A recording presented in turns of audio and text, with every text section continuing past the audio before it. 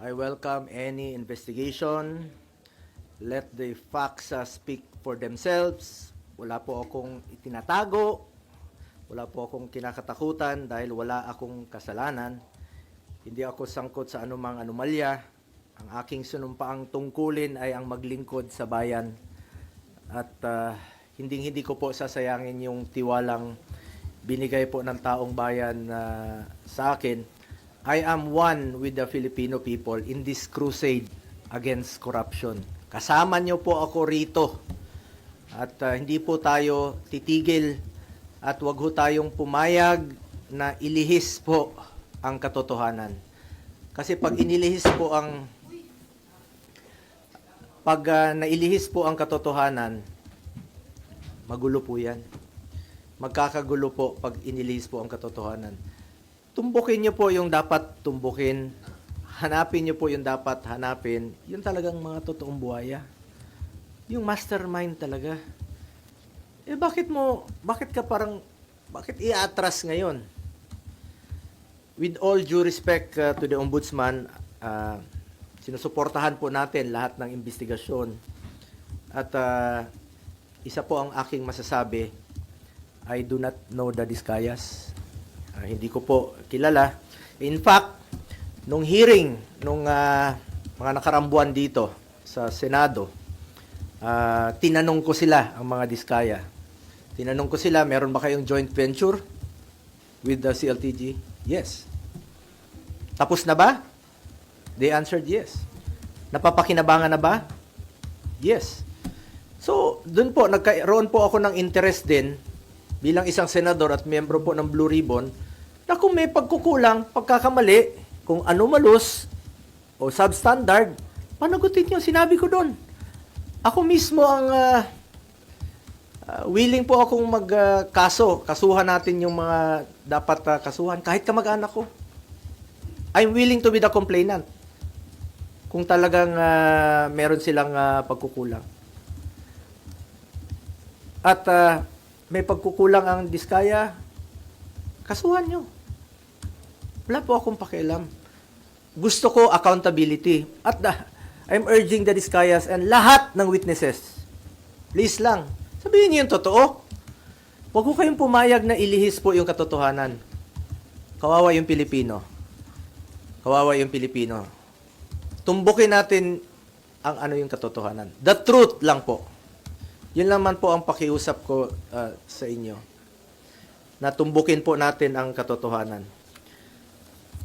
Mula noon hanggang ngayon, ang pinanghahawakan ko po ang delikadesa. I observe delikadesa in my whole life. Bilang isang probinsyano na taga Mindanao, Tanggenyong Bisaya, pangalan ko lang po ang aking pinanghahawakan at hindi ko sasayangin yung tiwala at boto na binigay po ng taong bayan. Ginawa niyo akong number 1. Hindi ko sasayangin yun. Tiwalang binigay niyo po sa akin. At serbisyo lang po ako. Yan po ang kailangan ng taong bayan ngayon. Makatrabaho na tayo at makapagserbisyo po tayo sa ating mga kababayan. Alam niyo, marami pong nabanggit nung hearing. Ang daming mga pangalan, tinutumbok na eh. Daming mga pangalan, di ba? Dami ng mga nakikita, lumalabas sa mga pangalan. Ilan kongresista, ilan mga opisyales, tinutumbok na. Sana naman, ituloy nyo na. Yun po ang gusto nating malaman. Ulitin ko, I am one with the Filipino people na alamin yung katotohanan. Tumbukin natin kung sino yung may kasalanan. Yung flood control ang issue dito. Yung ghost projects ang issue dito. Yung mga substandard projects ang issue dito. Mga anomalous projects ang issue dito. Panagutin natin ang dapat managot. Huwag tayong lumihis. Ano to? May cover up? Ano to? Para ilihis yung atensyon sa totoong may kasalanan? Totoo lamang po. I am for accountability. Dapat panagutin po ang dapat managot. Please lang, nakikiusap po ako, let's make those responsible. Let's make them accountable for all this mess. Panagutin po natin ang dapat panagutin. Balikan ko lang po yung sa Senado. Ang dami na pong na-mention. Dami pong na-mention about the Discayas. Umabot na nga tayo sa Ilocos Norte na merong proyekto doon. Umabot na sa NBI, may proyekto ang Discayas. Iyan ang maaring naging negosyo nila, makipag-joint venture, magpagamit po ng lisensya. Kung may kasalanan, panagutin niyo po. Panagutin nyo. Panagutin po natin. Hindi ko po kilala ang mga Diskaya. Wala po akong kinalaman sa kanila at wala po akong pakialam sa mga Diskaya. Kasuhan nyo.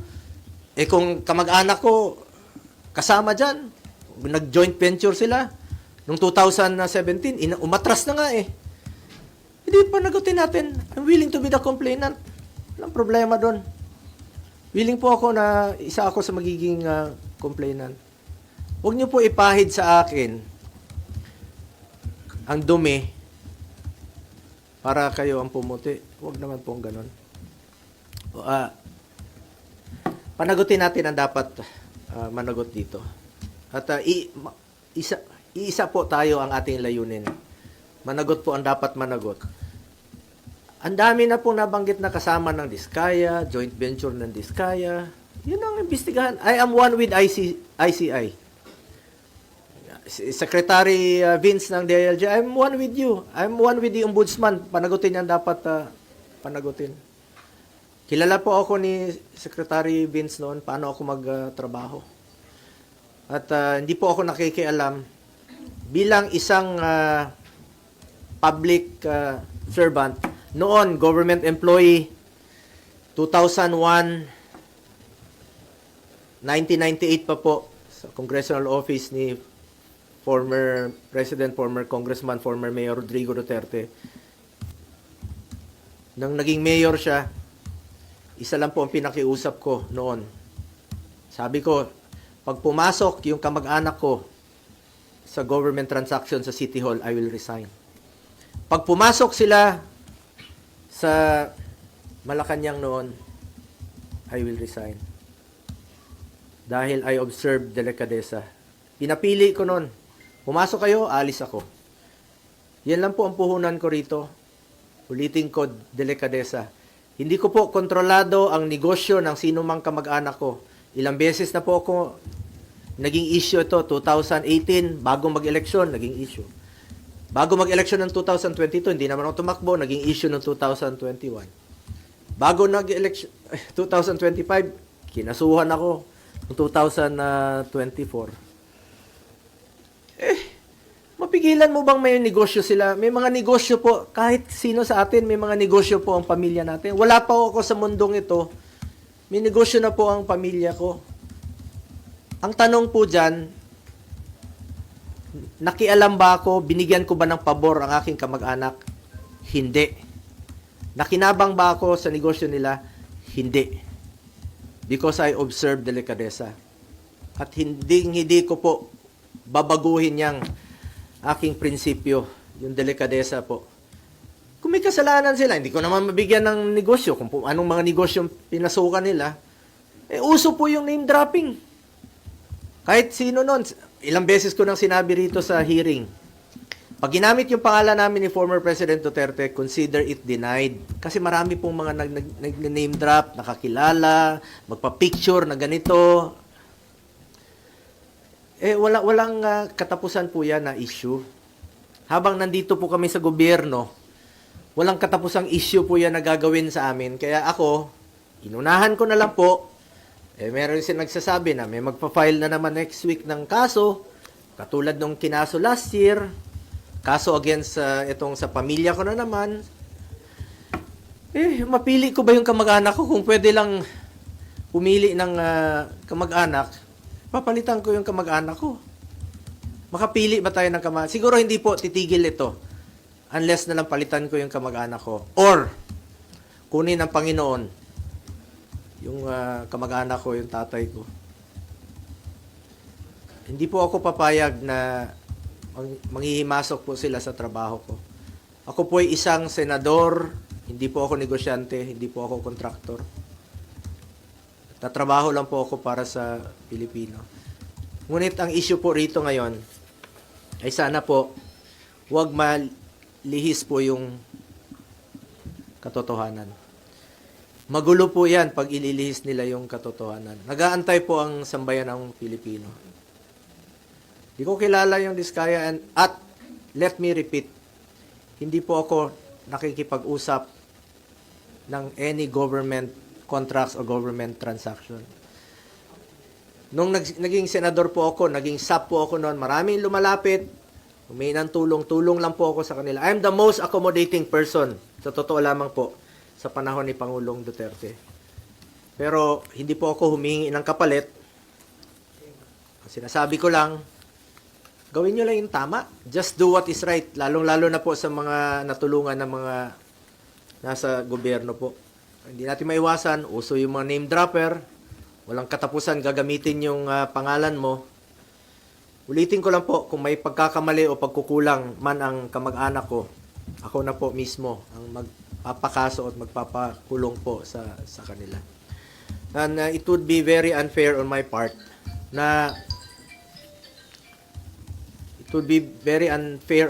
po na maging dahilan pa ako na hindi na po nakipag-cooperate ang Diskaya dahil meron silang pinoproteksyonan.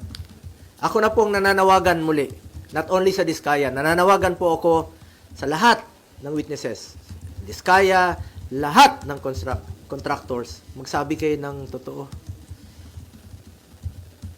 Magsabi kayo ng totoo. Tumbukin po natin yung talagang mastermind.